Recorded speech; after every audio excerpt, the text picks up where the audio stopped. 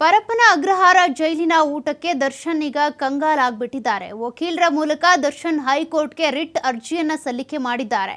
ತುರ್ತು ವಿಚಾರಣೆ ನಡೆಸಬೇಕು ಅಂತ ದರ್ಶನ್ ಪರ ವಕೀಲರು ಈಗಾಗಲೇ ಮನವಿಯನ್ನ ಕೂಡ ಮಾಡಿಕೊಂಡಿದ್ದಾರೆ. ವಕೀಲ ಪ್ರವೀಣ್ ತಿಮ್ಮಯ್ಯ ಅವರ ಮೂಲಕ ಕೋರ್ಟ್ಗೆ ರಿಟ್ ಅರ್ಜಿಯ ಮೂಲಕ ಮನವಿಯನ್ನ ಸಲ್ಲಿಕೆ ಮಾಡಲಾಗಿದೆ. ಪರಪ್ಪನ ಅಗ್ರಹಾರ ಜೈಲಿನ ಊಟ ದರ್ಶನ್ಗೆ ಸೇರ್ತಾ ಇಲ್ಲ, ಊಟ ಮಾಡಿದ್ರು ಕೂಡ ಜೀರ್ಣ ಆಗ್ತಾ ಇಲ್ಲ ಅನ್ನುವಂಥ ಸಮಸ್ಯೆಯನ್ನು ಇಟ್ಕೊಂಡು ಈಗ ವಕೀಲರ ಮೂಲಕ ದರ್ಶನ್ ಹೈಕೋರ್ಟ್ಗೆ ರಿಟ್ ಅರ್ಜಿಯನ್ನು ಸಲ್ಲಿಕೆ ಮಾಡಿದ್ದಾರೆ. ರಿಟ್ ಅರ್ಜಿಯಲ್ಲಿ ಪುಸ್ತಕ, ಊಟ, ಅದೇ ರೀತಿಯಾಗಿ ಅಂದರೆ ಮನೆ ಊಟ ಮತ್ತು ದಿಂಬು ಹಾಸಿಗೆಯನ್ನು ಮನೆಯಿಂದ ತರಿಸ್ಕೊಡ್ಬೇಕು ಅಂತ ಒಂದಷ್ಟು ಅಂಶಗಳನ್ನು ಉಲ್ಲೇಖ ಮಾಡಲಾಗಿದೆ. ಜೈಲಿನಲ್ಲಿ ನೀಡ್ತಾ ಇರುವ ಊಟ ಜೀರ್ಣ ಆಗ್ತಾ ಇಲ್ಲ, ಜೈಲಿನಲ್ಲಿರುವಂಥ ಊಟವನ್ನು ತಿಂದಾಗ ವಾಂತಿ ಆಗ್ತಾ ಇದೆ, ಬೇದಿ ಆಗ್ತಾ ಇದೆ, ಹೀಗಾಗಿ ಜೈಲಿನ ಆಹಾರ ಹೋಗ್ತಾ ಇಲ್ಲ, ಫುಡ್ ಪಾಯ್ಸನ್ ಆಗ್ತಾ ಇದೆ ಅಂತ ಈ ಒಂದು ರಿಟ್ ಅರ್ಜಿಯಲ್ಲಿ ಉಲ್ಲೇಖ ಮಾಡಲಾಗಿದೆ.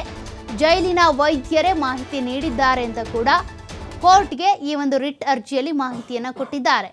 ಮನೆಯಿಂದ ಹಾಸಿಗೆ, ದಿಂಬು, ಪುಸ್ತಕ, ಮನೆಯೂಟವನ್ನು ತರಿಸ್ಕೊಡಿ ಅಂತ ತಮ್ಮ ವಕೀಲರ ಮೂಲಕ ದರ್ಶನ್ ಮನವಿಯನ್ನು ಮಾಡಿಕೊಂಡಿದ್ದಾರೆ.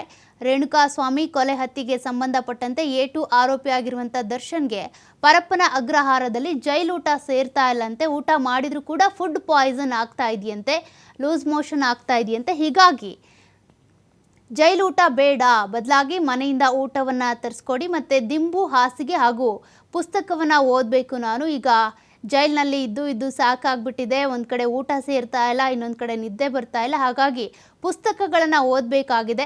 ಜೈಲಿನಲ್ಲೇ ಗ್ರಂಥಾಲಯ ಇರುತ್ತೆ, ಹಾಗಿದ್ರೂ ಕೂಡ ಅವರಿಗೆ ಬೇಕಾಗಿರುವಂಥ ಒಂದಷ್ಟು ಪುಸ್ತಕಗಳು ಬೇಕು ಅಂತ ಕೂಡ ಮನವಿಯನ್ನು ಮಾಡಿಕೊಂಡಿದ್ದಾರೆ. ಅದಕ್ಕೆ ಸಂಬಂಧಪಟ್ಟಂತೆ ಶೀಘ್ರವಾಗಿ ವಿಚಾರಣೆ ನಡೀಲಿ ಅಂತ ಕೂಡ ವಕೀಲರು ಮನವಿ ಮಾಡಿಕೊಂಡಿದ್ದಾರೆ.